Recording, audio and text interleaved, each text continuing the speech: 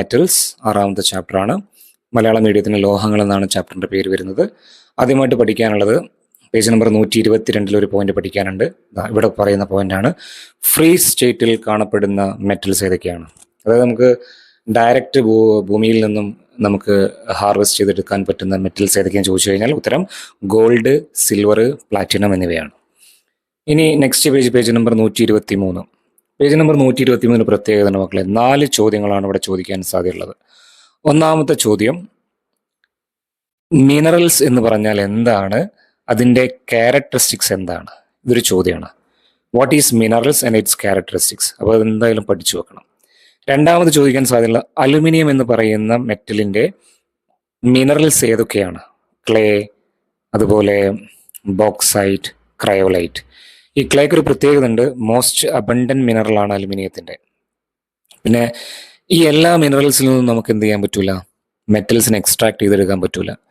അപ്പോൾ മെറ്റൽസിനെ എക്സ്ട്രാക്ട് ചെയ്തെടുക്കാൻ പറ്റുന്ന മിനറൽസിനെ വിളിക്കുന്ന പേരാണ് ഓർ. വിളിക്കുന്ന പേരാണ് ഓർ. മലയാളം മീഡിയത്തിന് അയിര് എന്നാണ് പറയുക. അപ്പോൾ ഇതിൽ ഈ അലുമിനിയത്തിൻ്റെ 3 മിനറൽസിൽ നിന്നും നമുക്ക് മെറ്റൽസിനെ അവർ എക്സ്ട്രാക്ട് ചെയ്തെടുക്കുന്നത് ബോക്സൈറ്റ് എന്ന് പറയുന്ന മിനറലിൽ നിന്നാണ്. അതുകൊണ്ട് തന്നെ ഇത് അറിയപ്പെടുന്നത് അലുമിനിയത്തിൻ്റെ ഓർ എന്നാണ് ഇത് അറിയപ്പെടാറ്. ഓക്കെ, ഇനി എന്താണ് ore? Any minerals from which a metal can be extracted easily and economically is called an ore of that metal. Definition എല്ലാവരും പഠിച്ചു വെക്കണം, എക്സാമിന് ചോദിക്കാറുണ്ട്. ഇനി നമുക്ക് കുറച്ച് മെറ്റൽസിൻ്റെ ഓറുകൾ പഠിക്കണം.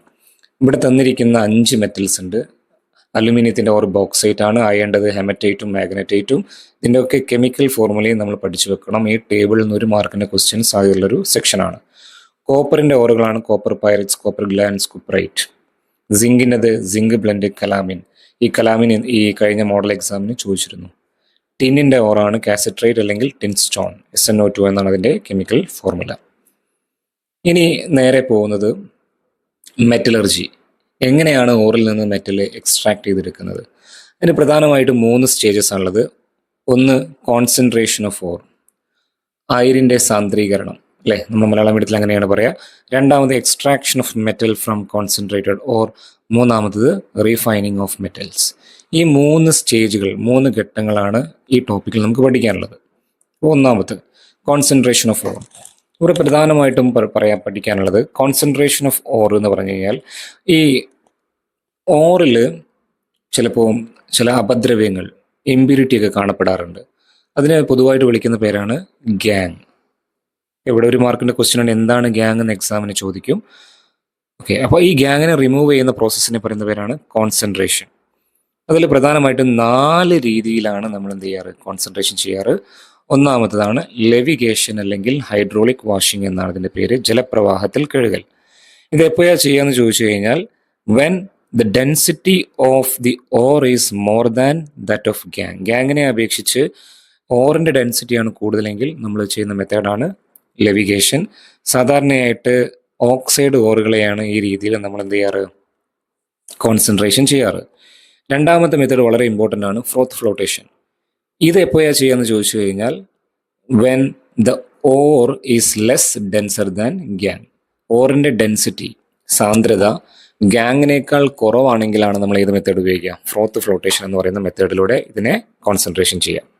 ഓക്കെ, ഇനി ഇതിവിടെ പഠിക്കാനുള്ള അടുത്ത കാര്യം, പ്രധാനമായിട്ടും ഫ്രോത്ത് ഫ്ലോട്ടേഷൻ ചെയ്യുന്നത് ഏത് ഓറിലാണ്, സൾഫൈഡ് ഓർ.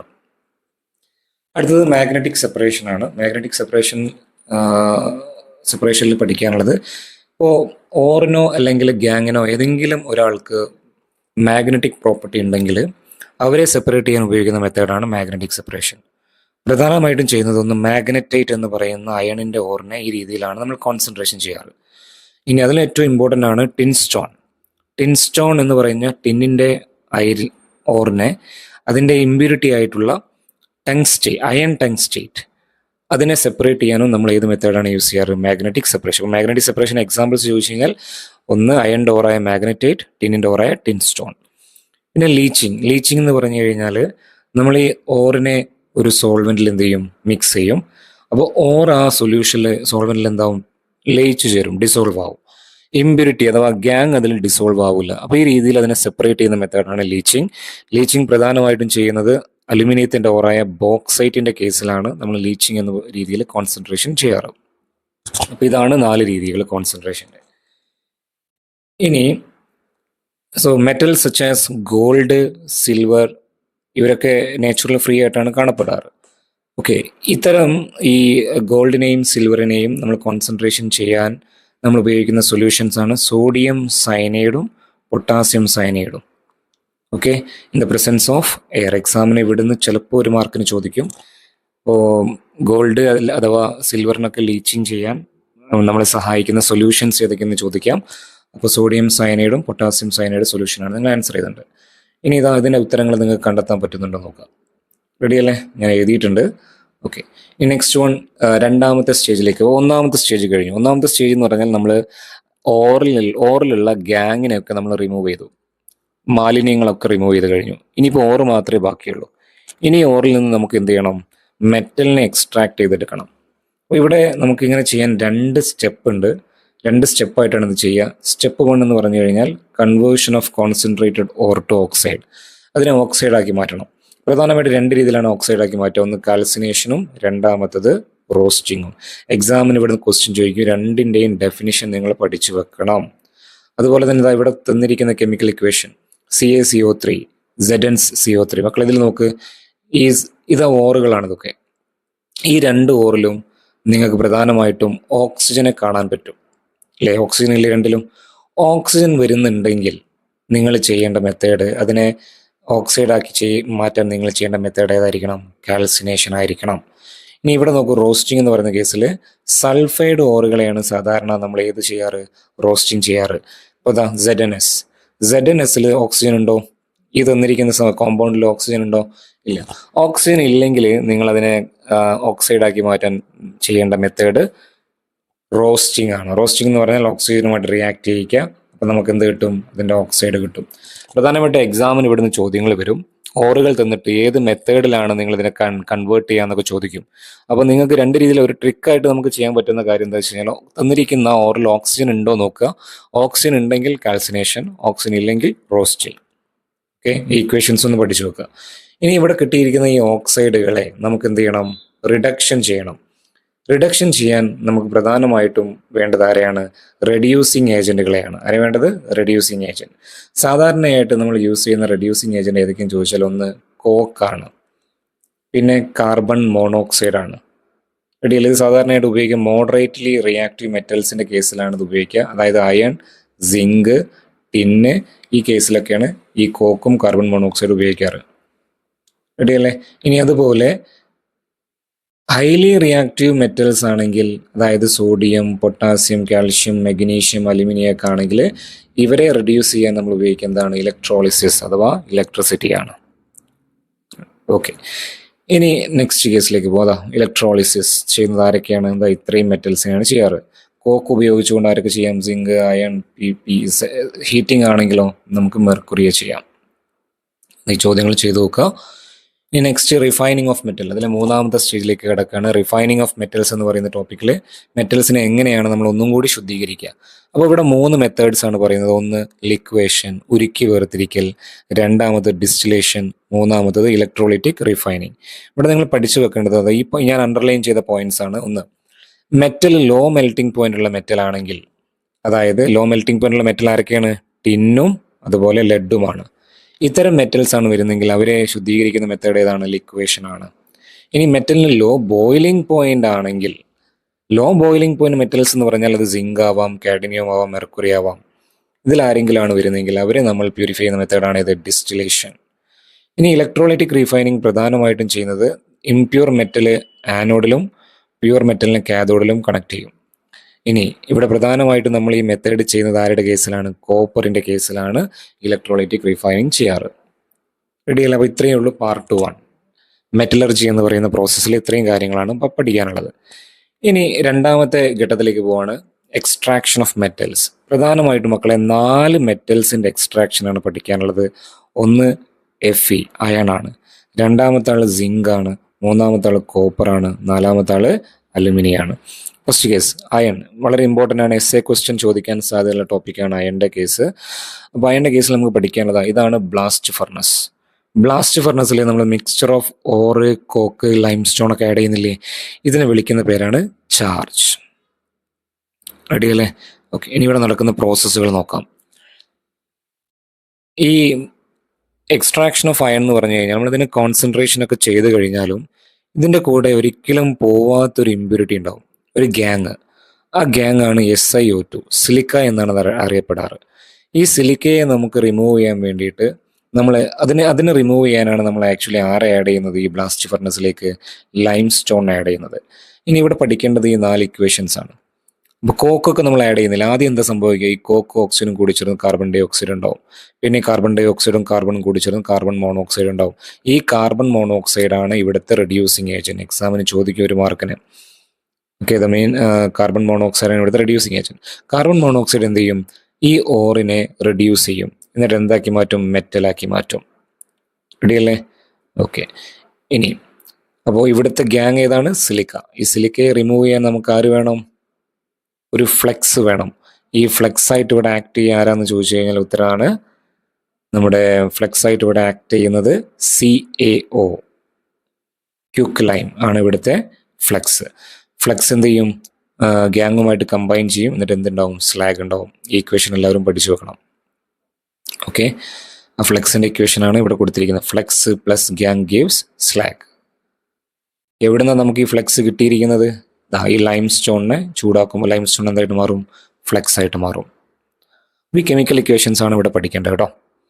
ഇനി ഫ്ലെക്സിന്റെ പ്രത്യേകത എന്ന് പറഞ്ഞു കഴിഞ്ഞാൽ, ഇപ്പോൾ അയണിന്റെ കൂടെയുള്ള ഈ ഗ്യാങ് അത് SiO2 ആണ്. അതൊരു അസിഡിക് ഓക്സൈഡ് ആണ്.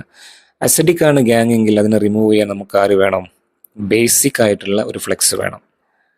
ഇനി അതേപോലെ if the gang is basic ആണെങ്കിലോ, ഗ്യാങ് ബേസിക് ആണെങ്കിൽ എന്താ സംഭവിക്കുക, നമുക്ക് വേണ്ടത് ഏത് ഫ്ലെക്സ് ആണ്, അസിഡിക് ഫ്ലെക്സ് ആണ് കേട്ടോ.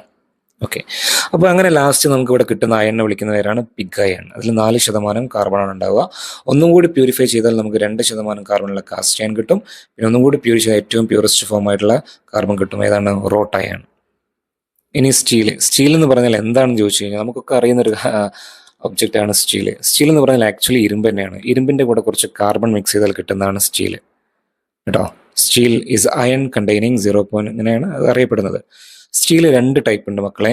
ഒന്ന് കാർബൺ സ്റ്റീലും, രണ്ടാമത്തത് അലോയ് സ്റ്റീലും. കാർബൺ സ്റ്റീലും അലോയ് സ്റ്റീലും. കാർബൺ സ്റ്റീൽ പറയുന്നത് ഏതൊക്കെയാണ്, 3 ടൈപ്പ് ഉണ്ട്. Mild steel, medium steel, high carbon steel. ഈ അഗ്രികൾച്ചറൽ ടൂൾസ് ഒക്കെ, കൃഷി ആവശ്യങ്ങൾക്കുള്ള ഉപകരണങ്ങളൊക്കെ നിർമ്മിക്കുന്നത് മൈൽഡ് സ്റ്റീൽ ഉപയോഗിച്ചുകൊണ്ടാണ്. അതുപോലെ ഹാൻഡ് റെയിൽ, റെയിൽവേ ട്രാക്കൊക്കെ നിർമ്മിക്കാൻ ഉപയോഗിക്കുന്നത് മീഡിയം സ്റ്റീലാണ്.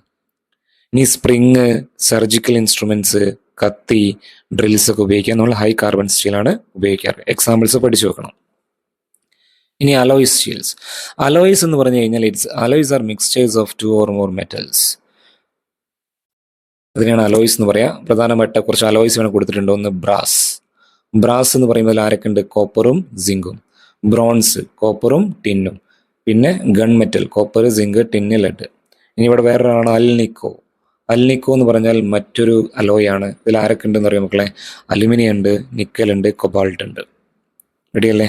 ഓക്കെ, ഇനി അലോയ് സ്റ്റീൽസിനെ നമുക്ക് 3 ആയിട്ട് തരംതിരിക്കാം. അതിലൊന്നാണ് സ്റ്റെയിൻലെസ് സ്റ്റീൽ. വെരി ഇമ്പോർട്ടൻ്റ് ആണ് സ്റ്റെയിൻലെസ് സ്റ്റീലിലെ കമ്പോണൻസ് ആരൊക്കെയാണ്, ഒന്ന് അയൺ ആണ്, രണ്ടാമത്തെ ആൾ കാർബൺ ആണ്. ഓക്കെ അല്ലേ? ഇനി ഇത് കൂടാതെ ആരൊക്കെ ഉണ്ടാവും, ക്രോമിയവും നിക്കലും. അപ്പോൾ അതാണ് സ്റ്റെയിൻലെസ് സ്റ്റീലിന്റെ കോൺസ്റ്റിറ്റ്യൂട്ടിംഗ് എലമെന്റ്സ്. എന്താണ് ഇതിന്റെ പ്രത്യേകത, കൊറോഷൻ തടുക്കാൻ പറ്റുന്നതാണ് സ്റ്റെയിൻലെസ് സ്റ്റീൽ. അതുകൊണ്ട് തന്നെ നമ്മൾ വീടുകളിൽ ഉപകരണങ്ങളൊക്കെ നിർമ്മിക്കാൻ നമ്മൾ ഏത് സ്റ്റീലാണ് ഉപയോഗിക്കുക, സ്റ്റെയിൻലെസ് സ്റ്റീലാണ് ഉപയോഗിക്കാറ്, പാത്രങ്ങളൊക്കെ. രണ്ടാമത്തെ സ്റ്റീലാണ് മാംഗനീസ് സ്റ്റീൽ. നമുക്കറിയാം എല്ലാ സ്റ്റീലിനും ആരുണ്ടാവും, ഇരുമ്പും ഉണ്ടാവും, കാർബൺ ഉണ്ടാവും. അതിൻ്റെ കൂടെ മാംഗനീസും കൂടി വന്നാൽ അത് മാംഗനീസ് സ്റ്റീലാണ്. ഇതിന്റെ പ്രത്യേകത ഹൈ ഹാർഡ്നെസ് ആണ്. പിന്നെ ഇത് ഉപയോഗിക്കുന്നത് എന്തിനു വേണ്ടിയിട്ടാണ്, ഡ്രിൽസ്, റെയിൽവേ ട്രാക്ക് നിർമ്മിക്കാനൊക്കെ ഉപയോഗിക്കാറുണ്ട്. ഇനി സിലിക്കോൺ സ്റ്റീൽ അറിയപ്പെടുന്ന ഒരു പേരുണ്ട്, ഇലക്ട്രിക്കൽ സ്റ്റീൽ. എക്സാമിന് ചോദിക്കും ഇലക്ട്രിക്കൽ സ്റ്റീൽ എന്നറിയപ്പെടുന്ന സ്റ്റീൽ ഏതാണ്, that is silicon steel. Components ഇരുമ്പ്, കാർബൺ, സിലിക്കൺ ആണ്. പിന്നെ ഇത് എവിടെയൊക്കെ യൂസ് ചെയ്യാറുണ്ടെന്ന് ചോദിച്ചു കഴിഞ്ഞാൽ core of electromagnetic instruments like motor, generator, transformer. ഈ സിലിക്കോൺ സ്റ്റീലും സ്റ്റെയിൻലെസ് സ്റ്റീലും ഒന്ന് നന്നായിട്ട് നോക്കി വെക്കണം, ഇമ്പോർട്ടൻ്റ് ആണ്. ഇനി അടുത്ത ഇത്രയും കാര്യങ്ങൾ പഠിച്ചാൽ അയൺ കഴിഞ്ഞു. ഇനി നെക്സ്റ്റ് ടോപ്പിക് എന്ന് പറഞ്ഞാൽ സിങ്ക് ആണ്. സിങ്കിൻ്റെ എക്സ്ട്രാക്ഷനിൽ പ്രധാനമായിട്ട് നമുക്ക് പഠിക്കാനുള്ളത് സിങ്കിൻ്റെ ഓറായിട്ടുള്ള സിങ്ക് സൾഫൈഡ്, സിങ്ക് ബ്ലെൻഡ് എന്നാണ് അറിയപ്പെടാറ്. മറ്റൊരു ഓറാണ് കലാമിൻ. ഓക്കെ, ഇനി ഇതിൽ നടക്കുന്ന പ്രോസസ്സുകൾ എന്തൊക്കെയാണ്? സിങ്ക് സൾഫൈഡിനെ നമ്മൾ പ്രധാനമായിട്ടും ഏത് മെത്തേഡിലൂടെയാണ് ചെയ്യുന്നത്? റോസ്റ്റിംഗ് ആണ്. സിങ്ക് കാർബണേറ്റ് ആണെങ്കിൽ അതിനെ കാൽസിനേഷൻ ചെയ്യും. അറ്റ് ലാസ്റ്റ് നമുക്ക് എന്ത് കിട്ടും? സിങ്ക് കിട്ടും. എങ്ങനെയാണ് സിങ്ക് കിട്ടുക? ഓക്സൈഡിനെ നമുക്ക് റെഡ്യൂസ് ചെയ്യണം. ഇവിടെ റെഡ്യൂസിങ് ഏജന്റ് റെഡ്യൂസ് ചെയ്യുന്നവരാണ് കാർബൺ ആണ്, കോക്ക്. ഇനി ഇതിനെ പ്യൂരിഫൈ ചെയ്യണം. പ്യൂരിഫൈ ചെയ്യാൻ നമ്മൾ ഏത് മെത്തേഡ് ഉപയോഗിക്കുക? ഡിസ്റ്റിലേഷൻ. സിങ്കിന്റെ യൂസസ് ചോദിച്ചു കഴിഞ്ഞാൽ ഒന്ന് ഗാൽവനൈസേഷൻ, 2 ഫോർ മേക്കിംഗ് കോയിൻസ്. ഇനി സിങ്കിന്റെ ഒരു പ്രധാനപ്പെട്ട അലോയാണ് ഇത് ബ്രാസ്. ആരൊക്കെ ഉണ്ട് അതിൽ? കോപ്പറും സിങ്കും. കഴിഞ്ഞു. ഇനി എക്സ്ട്രാക്ഷൻ ഓഫ് കോപ്പർ ആണ്. കോപ്പറിന്റെ, ചെമ്പിന്റെ എക്സ്ട്രാക്ഷൻസ്. കോപ്പറിന്റെ പ്രധാനപ്പെട്ട ഓറുകളാണ് ഒന്ന് കോപ്പർ പൈററ്റ്സും കോപ്പർ ഗ്ലാൻസും. രണ്ടും സൾഫൈഡ് ഓറുകളാണ്. അതുകൊണ്ട് തന്നെ ഇതിനെ കോൺസെൻട്രേറ്റ് ചെയ്യുന്ന മെത്തേഡ് ഏതായിരിക്കും? ഫ്ലോട്ടേഷൻ ആണ്. ഇനി ഇത്തരം ഈ ഓറിൽ പ്രധാനമായിട്ട് കാണപ്പെടുന്ന ഒരു ഗ്യാങ് ആണ് ഇത് അയൺ ഓക്സൈഡ്. അപ്പോൾ ഈ അയൺ ഓക്സൈഡ് ഇതൊരു ഗ്യാങ് ആണല്ലോ. അപ്പോൾ ഇതിനെ റിമൂവ് ചെയ്യാൻ നമുക്ക് ആര് വേണം? ഫ്ലെക്സ് വേണം. ഈ അയൺ ഓക്സൈഡ് മെറ്റൽ ഓക്സൈഡാണ്. മെറ്റൽ ഓക്സൈഡുകളൊക്കെ ഏതാണ്? ബേസിക് ആയിരിക്കും. അപ്പോൾ ഇതൊരു ബേസിക് ഫ്ലെക്സ് ആണ്. ബേസിക് ഫ്ലെക്സിനെ റിമൂവ് ചെയ്യാൻ നമുക്ക് വേണ്ടത് ബേസിക് ഗ്യാങ് ആണ്. അപ്പോൾ ഇതിനെ റിമൂവ് ചെയ്യാൻ നമുക്ക് വേണ്ടത് ഏത് ഫ്ലെക്സ് ആണ്? അസിഡിക് നേച്ചറുള്ള ഒരു ഫ്ലെക്സ് ആണ്. ഇവിടെ നമുക്കൊരു മാർക്കിന്റെ ക്വസ്റ്റ്യൻ കൺസെപ്റ്റ് ഓറിയന്റഡ് ആയിട്ട് ചോദിക്കാം കേട്ടോ. അപ്പോൾ ഗ്യാങ് ബേസ് ആണെങ്കിൽ ഫ്ലെക്സ് എന്തായിരിക്കണം? അസിഡിക്. ഗ്യാങ് അസിഡിക് ആണെങ്കിൽ ഫ്ലെക്സ് എന്തായിരിക്കണം? ബേസിക്. ഓക്കെ, ഇനി നമുക്ക് ഈ കേസിൽ നമ്മൾ ഉപയോഗിക്കുന്ന അപ്പോൾ ഈ അയൺ ഓക്സൈഡ് എന്ന് പറയുന്ന ഗ്യാങ്ങിനെ നമുക്ക് റിമൂവ് ചെയ്യാൻ നമുക്ക് എന്ത് വേണം? ഒരു അസിഡിക് ഫ്ലെക്സ് വേണം. അതിനു വേണ്ടി ഉപയോഗിക്കുന്ന ഒരു ഫ്ലെക്സ് ആണ് SiO2. ഓക്കെ, SiO2 ഉപയോഗിച്ചുകൊണ്ട് എന്ത് ചെയ്യും? ഓറിനെ നന്നായിട്ട് ഹീറ്റ് ചെയ്യും. അപ്പോൾ നമുക്ക് നല്ല പ്യൂറസ്റ്റ് ഫോമിലുള്ള Cu2S കിട്ടും. അതിനെ എന്തായിട്ട് കൺവേർട്ട് ചെയ്യും? Cu2O ആയിട്ട് കൺവേർട്ട് ചെയ്യും under the controlled flow of air. Heat ചെയ്ത് കഴിഞ്ഞാൽ Cu2S എന്തായിട്ട് മാറും? Cu2O ആയിട്ട് മാറും. ദിസ് കുപ്രസ് ഓക്സൈഡ്, ഇവിടെ ഫോം ചെയ്തിട്ടുള്ള ഈ കുപ്രസ് ഓക്സൈഡ് ആണ് എന്ത് ചെയ്യുന്നത്? റിമൈനിങ് കോപ്പർ സൾഫൈഡിനെ കോപ്പറാക്കി മാറ്റുന്നത്. ഇവിടെ റെഡ്യൂസിങ് ഏജന്റ് ആയിട്ട് എക്സ്റ്റേണൽ റെഡ്യൂസിങ് ഏജന്റ് ഒന്നും ഉപയോഗിക്കുന്നില്ല. ഇവിടെ ഈ കോപ്പർ ഓക്സൈഡ് ആയിരിക്കും കോപ്പർ സൾഫൈഡുകൾ എന്താക്കി മാറ്റുന്നത്? കോപ്പറാക്കി മാറ്റുന്നത്. റെഡിയല്ലേ? No reducing agent is added here. ഇനി ഇങ്ങനെ കിട്ടുന്ന കോപ്പറില്ലേ, അതിനെ വിളിക്കുന്ന പേരാണ് ബ്ലിസ്റ്റർ കോപ്പർ എന്നാണ് അത് അറിയപ്പെടാറ്. അത് എന്തുകൊണ്ടാണ് ബ്ലിസ്റ്റർ കോപ്പർ എന്ന് വിളിക്കാനുള്ള കാരണം എന്ന് ചോദിച്ചു കഴിഞ്ഞാൽ, ഇപ്പോൾ ഈ കോപ്പറിന്റെ എക്സ്ട്രാക്ഷൻ സമയത്ത് പുറത്തേക്ക് വരുന്നൊരു ഗ്യാസാണ് SO2, സൾഫർ ഡയോക്സൈഡ്. ഓക്കെ, ഈ സൾഫർ ഡയോക്സൈഡ് വന്നിട്ട് മെറ്റൽ പുറത്തേക്ക് വരുന്ന സമയത്ത് അത് റിലീസ് ചെയ്യും. അത് പുറത്തേക്ക് റിലീസാവും. ആസ് എ റിസൾട്ട് ഈ മെറ്റലിന്റെ സർഫസിൽ എന്ത് ഫോം ചെയ്യും? ബ്ലിസ്റ്റേഴ്സ് ഫോം ചെയ്യും. അതുകൊണ്ടാണ് അതിനെന്ത് വിളിക്കുന്നത്? ബ്ലിസ്റ്റർ കോപ്പർ എന്ന് അതറിയപ്പെടാറ് കേട്ടോ. ഇനി കോപ്പറിന്റെ 2 പ്രധാനപ്പെട്ട അലോയികളാണ്. ഒന്ന് ബ്രാസും രണ്ടാമത്തത് ബ്രോൺസും. ബ്രാസ് എന്ന് പറയുമ്പോൾ നമ്മൾ ഓൾറെഡി പഠിച്ചു, കോപ്പറും സിങ്കും ആണ്. ബ്രോൺസ് എന്ന് പറഞ്ഞാൽ കോപ്പറും ടിന്നുമാണ്. ഓക്കെ, ഇത്രയേ ഉള്ളൂ കോപ്പറിൽ. ഇനി കോപ്പറിന്റെ പ്യൂരിഫിക്കേഷൻ കൂടി പഠിക്കണം. പ്യൂരിഫിക്കേഷൻ ഓഫ് കോപ്പർ നമ്മൾ പഠിച്ചിട്ടുണ്ട്, ഇലക്ട്രോളിറ്റിക് റീഫൈനിങ് ആണ്. ഇതുപോലൊരു ചിത്രമായിരിക്കും. Impure copper at anode, pure copper at cathode. ഇനി copper sulphate mixed with sulphuric acid ആണ് ഇവിടുത്തെ ഇലക്ട്രോലൈറ്റ്. അപ്പോൾ ഇലക്ട്രോളിസിസ് ചെയ്ത് കഴിഞ്ഞാൽ നമുക്ക് എന്ത് കിട്ടും? പ്യൂറസ്റ്റ് ഫോമിലുള്ള കോപ്പർ കിട്ടും. ആനോഡിൽ നടക്കുന്ന റിയാക്ഷൻ കോപ്പറിൻ്റെ ഓക്സിഡേഷൻ ആണ്. കാഥോഡിലെ റിയാക്ഷൻ കോപ്പറിൻ്റെ റിഡക്ഷൻ ആണ്. അത് എഴുതി പഠിക്കുക കേട്ടോ. കോപ്പറിൻ്റെ പ്യൂരിഫിക്കേഷനിൽ ചിലപ്പോൾ ചോദിക്കാൻ സാധ്യതയുള്ള ടോപ്പിക്കാണ്. ഇനി ലാസ്റ്റ് താളാണ് എക്സ്ട്രാക്ഷൻ ഓഫ് അലുമിനിയം. അലുമിനിയത്തിൻ്റെ എക്സ്ട്രാക്ഷനെ വിളിക്കുന്ന പേരാണ് ഹാൾ ഹെറോൾഡ് പ്രോസസ്സ്. ഇതിന് പ്രധാനമായിട്ട് 2 സ്റ്റേജുകളുണ്ട്. ഒന്ന് കോൺസെൻട്രേഷൻ ഓഫ് ബോക്സൈറ്റ്, ബോക്സൈറ്റിൻ്റെ സാന്ദ്രീകരണം. ഓക്കെ, അതിന് പ്രധാനമായിട്ട് നമ്മൾ ചെയ്യുന്ന മെത്തേഡ് ഏതാണ്? ലീച്ചിങ് ആണ്. അതിനു വേണ്ടി നമ്മളൊരു സോൾവെന്റ് വേണം. നമ്മൾ ഉപയോഗിക്കുന്ന സോൾവെന്റ് ഏതാണ്? സോഡിയം ഹൈഡ്രോക്സൈഡ് ആണ്, NaOH സൊല്യൂഷൻ. അപ്പോൾ ഈ ഓർ അതിൽ ഡിസോൾവ് ആവും. എന്നിട്ട് ഓർ എന്തായിട്ട് മാറും? സോഡിയം അലുമിനേറ്റ് ആയിട്ട് മാറും. ഇമ്പ്യൂരിറ്റിയൊക്കെ നമ്മൾ എന്ത് ചെയ്യും? ഫിൽട്ടർ ചെയ്ത് പുറത്തെടുക്കും. ഇനി ഇവിടെ ഫോം ചെയ്തിട്ടുള്ള ഈ സോഡിയം അലുമിനേറ്റ്, അതിലേക്ക് നമ്മൾ എന്ത് ചെയ്യും? കുറച്ച് അലുമിനിയം ഹൈഡ്രോക്സൈഡ് ആഡ് ചെയ്യും.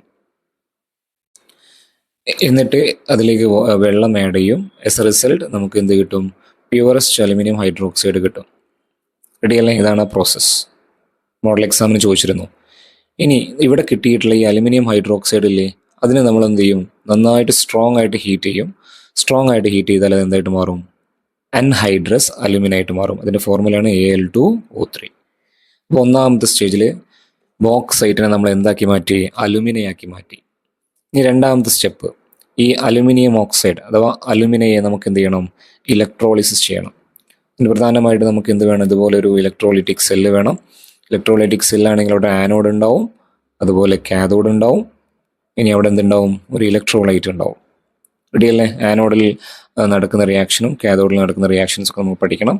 ഇവിടെ 2-3 ചോദ്യങ്ങൾ വരാൻ സാധ്യതയുള്ള ടോപ്പിക്കാണ്.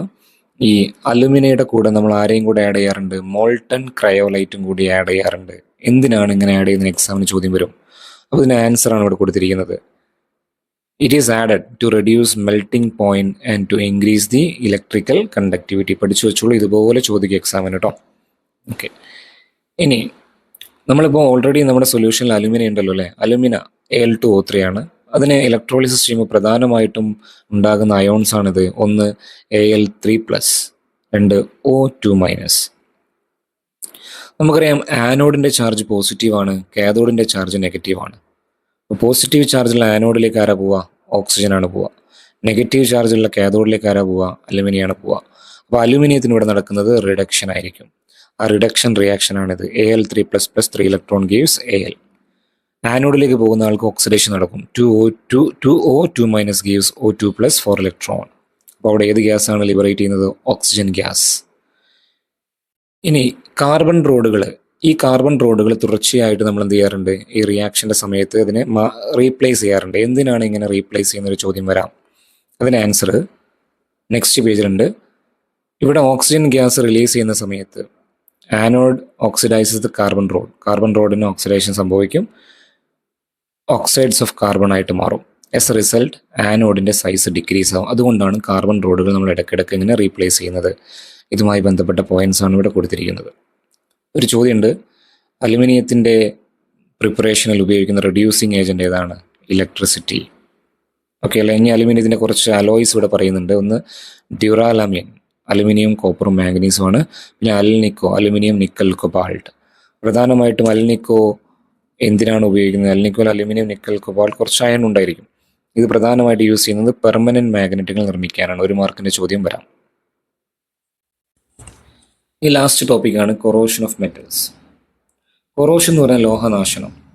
The process in which the metal react with surrounding medium and undergoes chemical change. ഇതിന് പറയുന്ന പേരാണ് കൊറോഷൻ. ഡെഫിനിഷൻ ഒന്ന് പഠിച്ചു വെക്കുക. കൊറോഷന് പ്രധാനമായിട്ട് കാരണക്കാരൊക്കെയാണെന്ന് മോയിസ്ചറാണ്, പിന്നെ ഓക്സിജനാണ്, സാൾട്ടാണ്, ആസിഡാണ്. ഇതൊക്കെയാണ് കൊറോഷന് കാരണക്കാർ.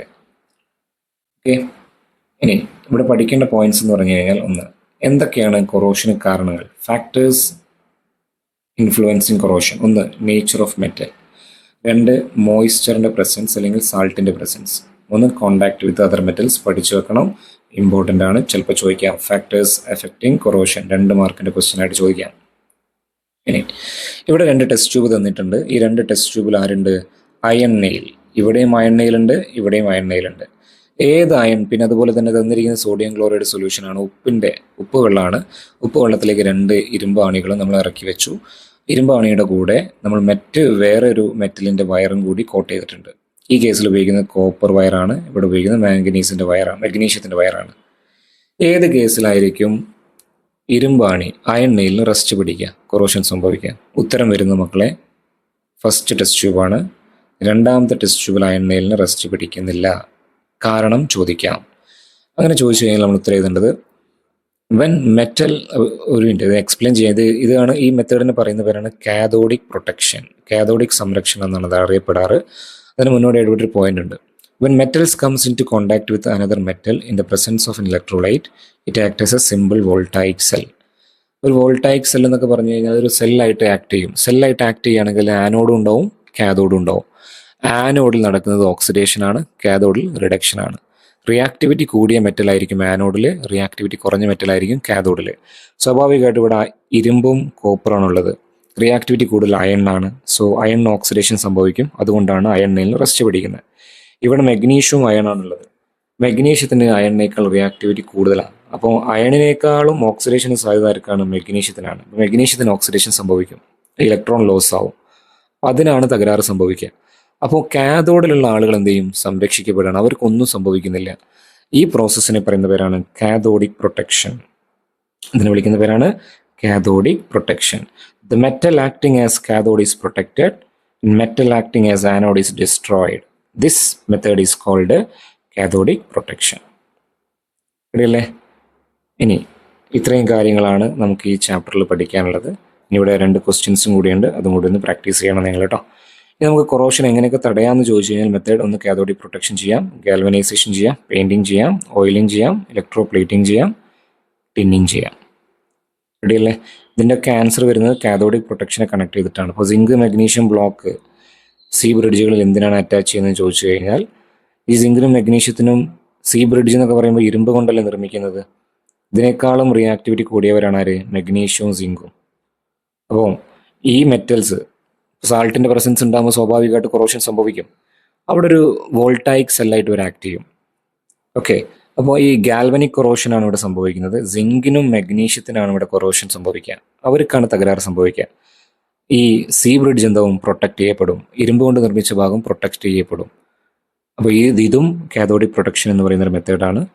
ഓക്കെ, അപ്പം ഇത്രയും കാര്യങ്ങളാണ് പഠിക്കാനുള്ളത്. പിന്നെ ഹീമോഗ്ലോബിൻ നമുക്കറിയാം, ഹീമോഗ്ലോബിൻ അടങ്ങിയിട്ടുള്ള മെറ്റൽ ഏതാണ്? അയൺ ആണ്. ഇത്രയും കാര്യങ്ങൾ പഠിച്ചാൽ ഈ ചാപ്റ്റർ കംപ്ലീറ്റ് ആയി. കുറച്ച് ലെങ്തി ആയിട്ടുണ്ട്, കുറച്ച് ലെങ്തി ചാപ്റ്റർ തന്നെയാണ്, അതുകൊണ്ടാണ് വീഡിയോ ഇത്രയും ലെങ്തി ആയത് കേട്ടോ. ടെക്സ്റ്റ് വെച്ചിട്ടൊന്ന് പഠിച്ചു നോക്കുക കേട്ടോ. ഓക്കെ.